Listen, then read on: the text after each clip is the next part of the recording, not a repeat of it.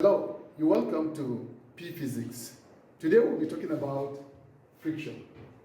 Lesson 5 on friction. What is friction? Friction is the force that opposes the relative sliding motion of two surfaces in contact with one another. There is no surface that is perfectly smooth. When one body moves over the surface of another body, frictional force comes into play. A frictional force always acts to oppose motion. Friction is the force of resistance to relative motion which exists between two surfaces in contact. Frictional resistance is encountered nearly in all moving machinery. It is caused by the relative roughness of the sliding surfaces in contact. Friction may be an enemy or a friend. Friction in rapidly moving machinery, if unchecked, will give rise to heat, which will eventually damage the parts in a very short time. Example is the heat generated in the pistons and cylinders of automobiles.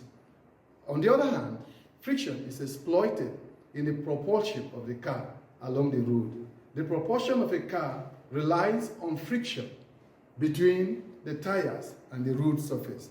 Other examples where friction is exploited include in clutches for transmission of power, in the belt driving a dynamo, and in the braking system of automobiles. While friction can be a great nuisance, as in the piston cylinders of automobiles, it can as well be utilized for beneficial purposes, as we see in clutches, belt drives, and in the braking system of our vehicles. There are two types of friction. We'll talk about one, solid friction, and two, fluid friction, which is also called viscosity. Friction that occurs among solid surfaces is called solid friction, and that in fluid is called viscosity. Now, let's talk about solid friction. Solid friction includes the following.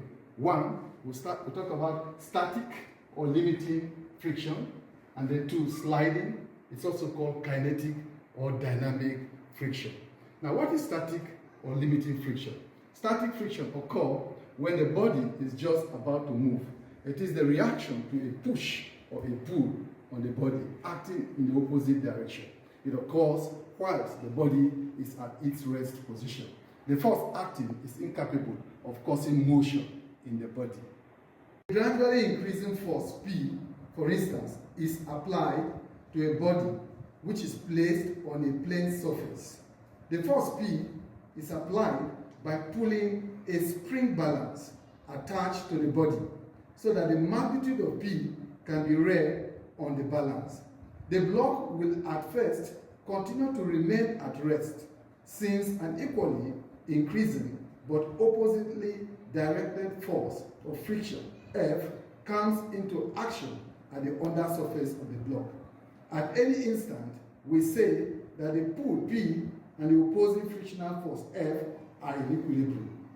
If we continue to increase the pull P, a stage will be reached when the block is just about to move.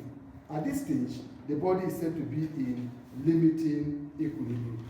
The friction brought into play has reached its maximum value, and the reading of P recorded by the spring balance gives the value of the maximum frictional force called into play. This maximum frictional force is called static or limiting friction.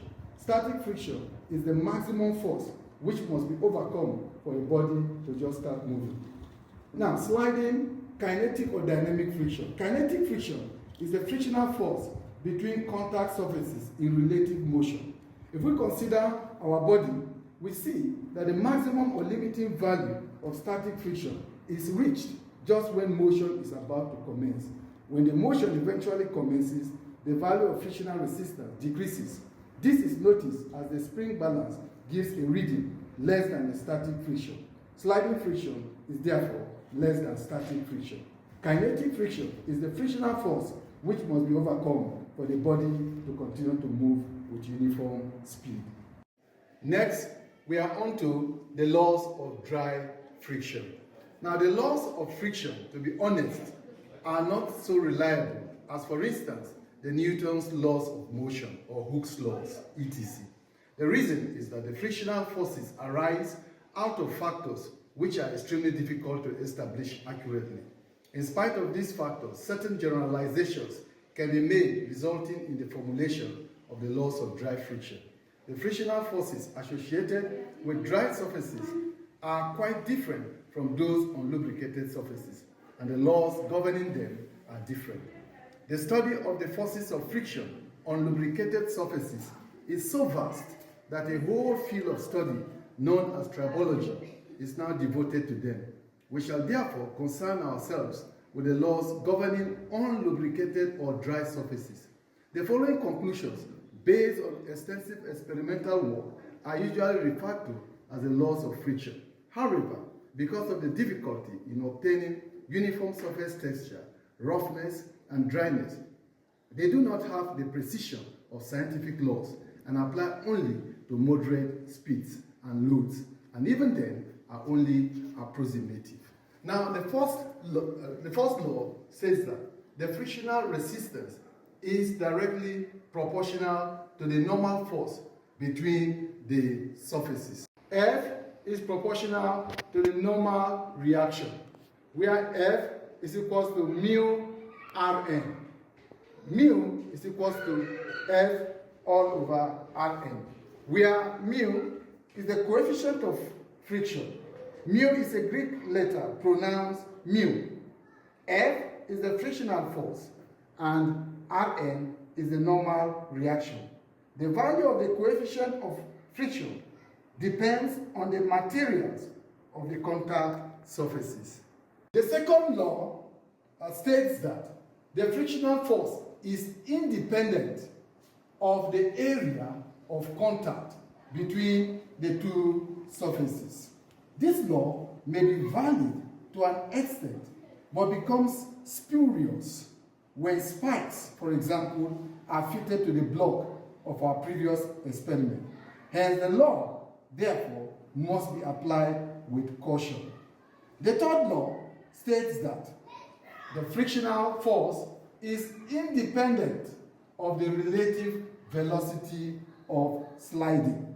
Again, this law can also be challenged.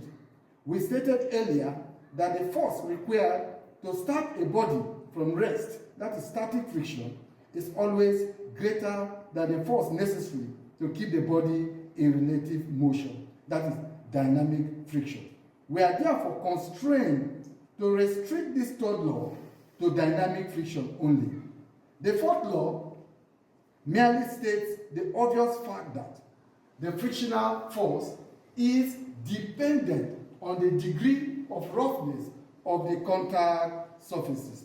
A lot of physicists have argued whether to accept the fourth law as a law at all, since it merely stated an obvious fact without giving us a clue as to how we can determine this force.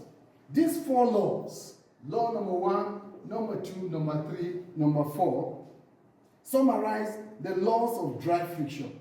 They are approximative values and may apply to moderate speeds and loads only.